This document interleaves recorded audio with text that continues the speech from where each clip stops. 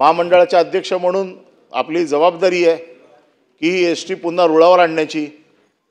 परंतु मागच्या महाविकास आघाडीच्या सरकारमध्ये एस टी रुळावर आणण्याचा मी देखील प्रयत्न केला, परंतु राजकारणाच्या माध्यमातून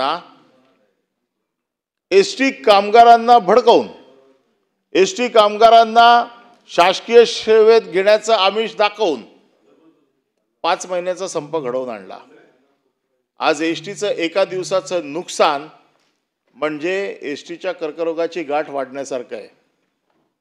आणि 5 महिने एस टी बंद ठेवण्याचं काम आता या सभागृहात एक आहेत, खालच्या सभागृहात एक गेलेत आणि यांचे नेते सदावर्ते यांनी केलं. कुठे गेले सदावर्ते? कुठे गेले खोत? कुठे गेले पडळकर? नाही नाही, कुठे गेले म्हणजे बाहेर गेले, ते बोलवायचंय त्याला. आता विषय असा आहे, आता एस टी कर्मचाऱ्यांच्या बाबतीत त्यांना कुठलं दुःख होत नाहीये. आता एस टी कर्मचाऱ्यांना शासकीय सेवेत घेतलं पाहिजे असं त्यांना वाटत नाहीये. विरोधी सरकार असताना त्यांना असं वाटत होतं की नाही, एस टी कर्मचाऱ्यांना सरकारी सेवेमध्ये घेतलंच पाहिजे. आता त्यांची वाचा कुठे गेली? आता त्यांचा आवाज काय येत नाहीये? आता कुठे गेले ते सदावर्ते? डंके के चोट पे मी एस टी कर्मचाऱ्यांना सरकारी सेवेमध्ये घेणारच, सरकारी कर्मचारी म्हणून घेणार असे म्हणणारे सदावर्ते गेले कुठे? खोत गेले कुठे? आता फक्त डोळे वटारले तर ताटाखालचं मांजर होऊन गपचूप बसलेले आहेत. त्यांची तेवढी हिंमत नाही आता एस टी कर्मचाऱ्यांसाठी रस्त्यावरती उतरण्याची. हा नाही, मला हाक मारायचीच होती तुम्हाला. एस टीचं चाक जोपर्यंत कर्मचाऱ्यांना सरकारी कर्मचारी म्हणून घेत नाही तोपर्यंत एस टीचं चाक बाहेर पडू देणार नाही. तुमचीच गोष्ट होती, चाक फिरणार नाही.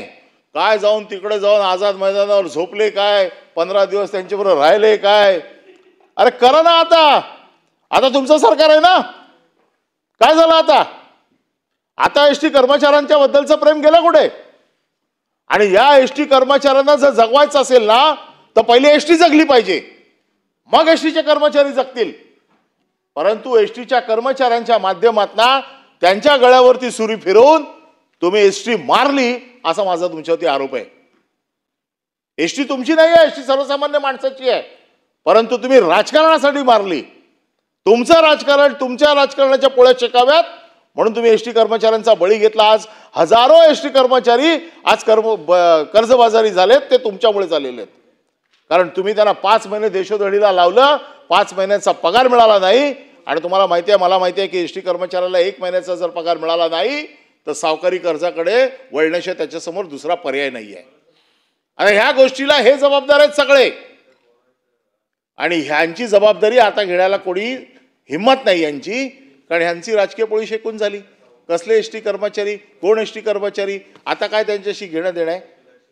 हा एक जरी विषय असला तरी एस टी नुकसानीत घालण्याचं काम जे अधिकारी करतायत यांच्या बाबतीमध्ये मी मुख्यमंत्र्यांना पत्रव्यवहार केला आहे. मी परिवहन मंत्र्यांकडे माझी कॉपी पोचली की नाही मला माहीत नाही, पण मुख्यमंत्र्यांची कॉपी जी दिली होती त्याची एक प्रत परिवहन मंत्र्याकडे दिली होती. तरी देखील आज रेकॉर्डवरती सांगतो, कारण एस टी जगली पाहिजे ह्या मताचे ते आहेत. मग जगायची असेल तर एस टीसाठी काय काय करायला पाहिजे? आज आपण एस टीचा पूर्ण पगार पण देऊ शकत नाहीये अशी परिस्थिती आहे. आपण फक्त निव्वळ पगार देतोय. मागच्या अधिवेशनामध्ये त्यांच्यावरती नामुष्की आली